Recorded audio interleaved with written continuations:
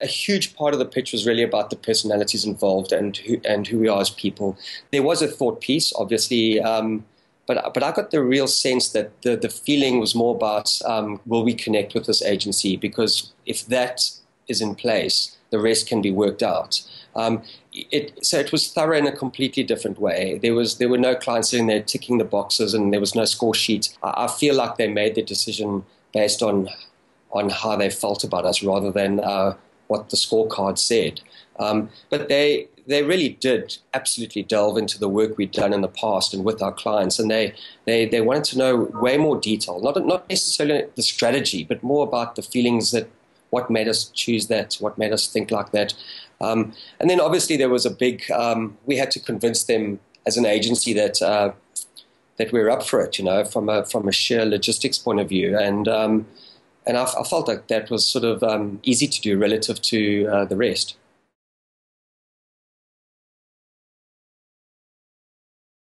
When you get a piece of business of this nature talking to you, I think we firstly had to decide for ourselves whether we felt we were up for it and whether we wanted that piece of business. I mean, that's key.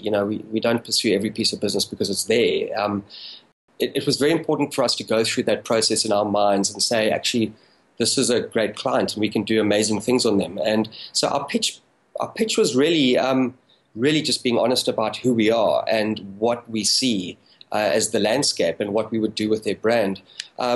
We obviously did research. We looked at markets around the world. I mean, for me, it's fascinating that people in this market see sort of retail as a slightly scary thing, but around the world, retail accounts are revered. Some of the greatest work in the world is done on retail clients, and we saw that very early in the process. The client sort of seems to be asking for it in such a clear way that we were encouraged by that, and we felt that we would be the agency that could do that for them. We looked at markets, third world markets as well as first world markets, to really get to grips with where retail is in the world. We engaged with BBH in London, who have recently won the Tesco account. We wanted to understand how an agency like that landed that account and how they physically geared up to handle that, because obviously that's an important factor. And then we spent time really looking at how we would implement it, should we be given it. And that was all part of our pitch. But I think that our thought process and our attitude to Pick n Pay and what we would do with them, I think it struck a chord with them. Most of our pitch to them was showing them the brands we've built.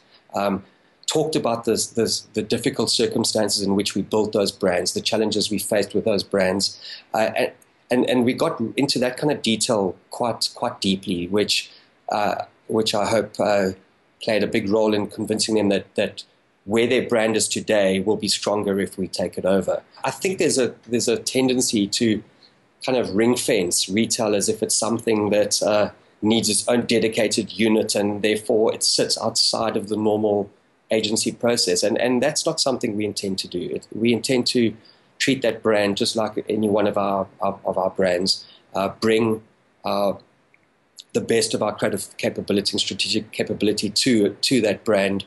And what that produces hopefully will be something we're all proud of. It's an astonishing brand, Pick n Pay. I mean, it's been around for forever, and it has such goodwill built into it. Given that scenario, there's no reason, in our view, that it shouldn't be the best advertiser in the country. It really is. It has that potential, and we'd love to be the agency that pulls that off.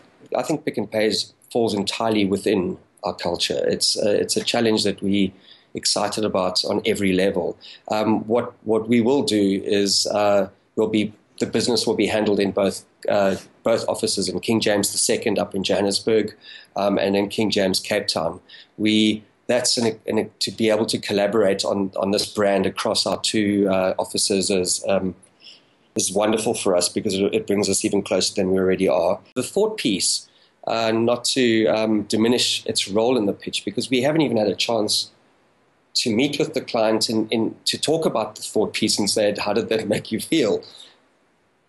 But we had a very strong, intuitive, creative, strategic feeling about that brand, where it sits today, and what we can do with it as a communicator. And I think that's quite important, to have a strong affinity with a brand before you start the process. And we talked about that. We didn't commit ourselves to creative work, but there was certainly a strong feeling about what that brand should stand for and how it should communicate and where it fits into the South African landscape. So we've unleashed an incredible adventure here, I guess, is all I can say. We're in for a hell of a journey.